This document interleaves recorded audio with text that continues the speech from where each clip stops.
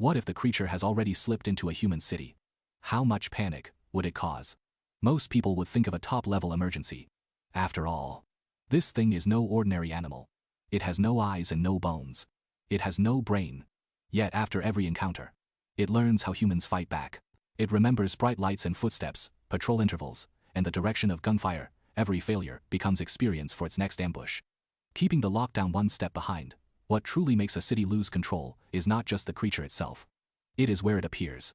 In the wilderness, humans could build a perimeter and use cold, firepower, and drones to trap it slowly. But if it appears in a business district and attacks a crowd, it becomes a headline instantly, inside a pet shop. Scratching comes from a wall vent.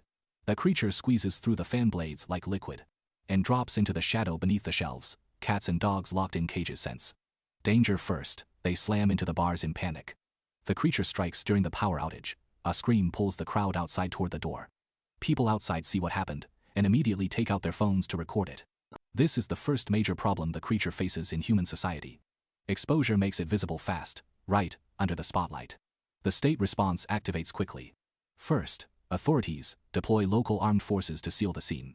At this moment, the creature still does not understand the danger of being exposed. After attacking the power source, it rushes out and attacks the bystanders. The nearby crowd scatters in terror. Panic has already begun to spread. But some bold people are still feeding the internet first. Hand footage. The longer the creature stays in the spotlight, the more people will film it. Its spread online only gets faster. What truly changes the incident level is not the death toll, but public footage. For the first time, ordinary people film the monster clearly. Panic is no longer trapped in police notices. It becomes repeatable evidence on everyone's phone. Every repost forces the authorities to admit something abnormal is happening. When the military takes over, the business district is split into 3 layers. The inner ring is cleared and sealed. The middle ring blocks the subway and underground garage. The outer ring cuts off live stream crowds. The most dangerous routes are the pipe networks no one usually sees. The lockdown focus shifts to underground entrances. Evacuation is not as smooth as expected. Many citizens keep filming while leaving. Shop owners want to go back and lock their doors. People in the underground garage are still looking for cars. That turns evacuation itself into a difficult on-site screening problem. The captain and security survivors from earlier incidents are brought in for questioning. Military command receives some basic information about the creature. It avoids bright light, it remembers patrol intervals, and chooses isolated targets. The creature is not crashing around blindly, it updates its strategy after every encounter. So the perimeter cannot rely on fixed exits. After reviewing the data, the capture plan is rewritten. Ordinary encirclement is meaningless.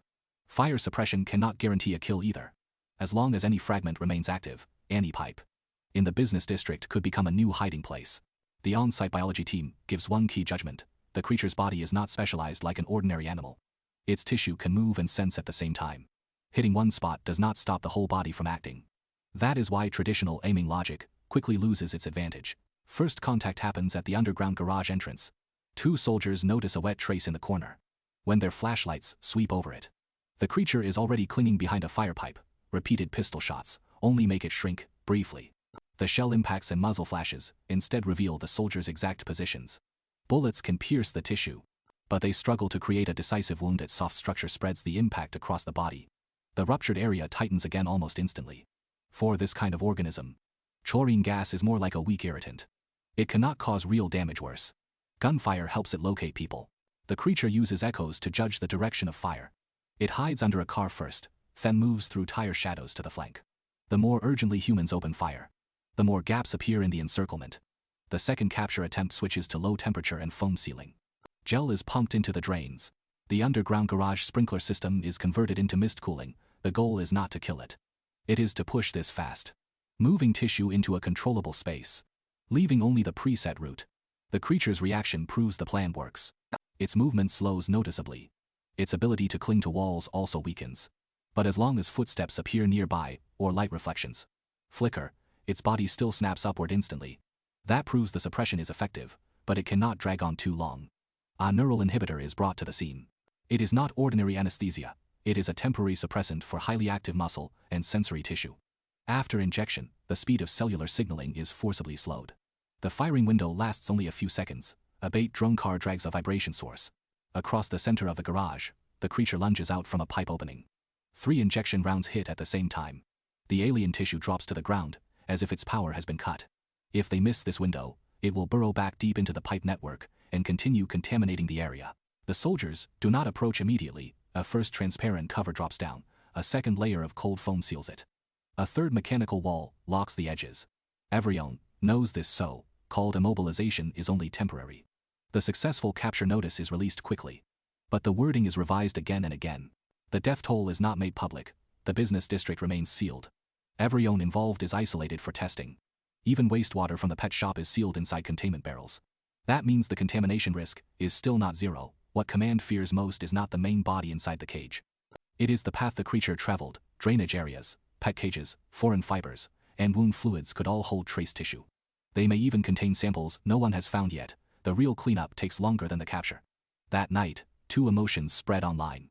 Some people celebrate that the monster was caught. Others keep zooming into details in the video. Before the creature lunged at the pets, it seemed to split off a thin membrane.